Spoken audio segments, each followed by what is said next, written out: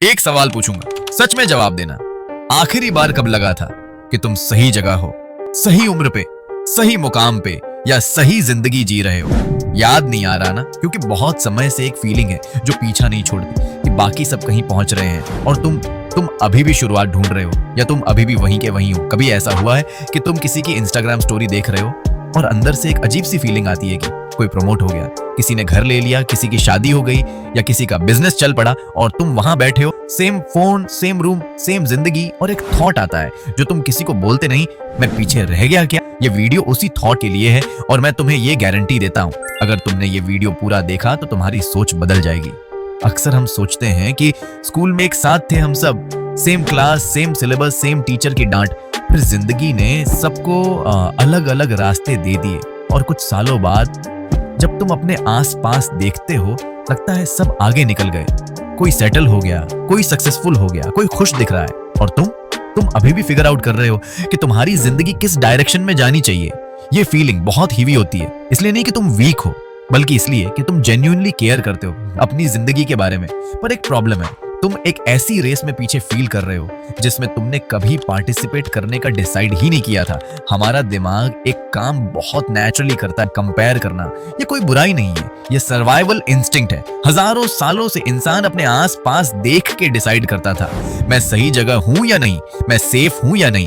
पर प्रॉब्लम तब होती है जब तुम किसी की इंस्टाग्राम पोस्ट देखकर खुद को दूसरों से कम समझने लगते हो। तुम किसी एक इंसान की क्यूरेटेड लाइफ देख के अपनी पूरी रियल लाइफ से कंपेयर करते हो।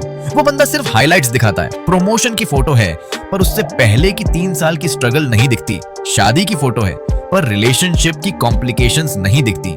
नया घर है पर उसके पीछे का लोन नहीं दिखता। और तुम अपनी जिंदगी की पूरी पिक्चर देख रहे हो, स्ट्रगल्स भी, कंफ्यूजन्स भी, डार्क डेज भी। ये फेयर कंपैरिजन नहीं है, पर दिमाग ये नहीं समझाता। दिमाग सिर्फ रिजल्ट दिखाता है, और उसी रिजल्ट को देख के तुम फील करते हो सब आगे निकल गए, मैं रह गया।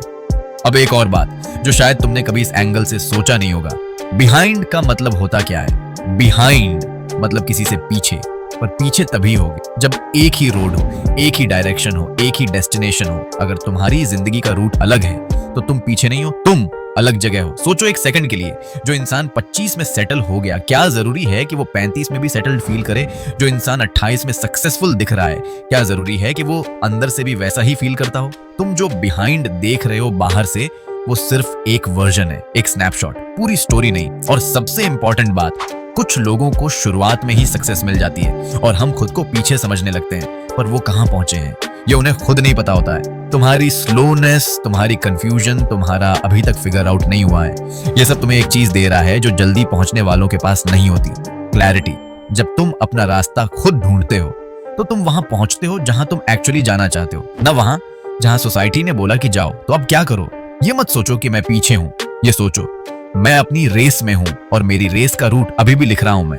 एक काम करो, आज से जब भी कंपैरिजन का वो थॉट आए, रुको और खुद से एक सीधा सवाल पूछो, जो ये इंसान है, क्या मैं एक्चुअली वो जिंदगी जीना चाहता हूं, या सिर्फ वो फीलिंग चाहता हूं जो मुझे लगती है कि उसे मिली होगी?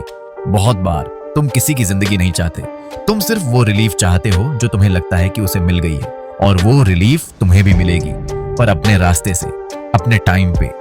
मैं जानता हूं ये सुनना इजी नहीं है, क्योंकि रात को जब अकेले बैठे होते हो और ये थॉट्स आते हैं तो कोई फिलोसॉफिकल बात काम नहीं करती, सिर्फ एक दर्द होता है, एक हैवीनेस, एक सवाल जो आंसर नहीं होता, क्या मैं सही जा रहा हूं? और मैं तुम्हें ये नहीं बोलूंगा कि हाँ सब ठीक हो जाएगा, मैं ये बोलूंगा तुम अभी जो फील कर रहे हो ये इस बात का साइन है कि तुम्हें अपनी जिंदगी से प्यार है, तुम्हें अपनी लाइफ में कुछ करना है, तुम्हें कुछ फील करना है। जो लोग जेन्युइनली पीछे होते हैं वो ये सवाल ही नहीं पूछते जो तुम पूछ रहे हो। इसका मतलब तुम जाग रहे हो, और जागना शुरुआत है।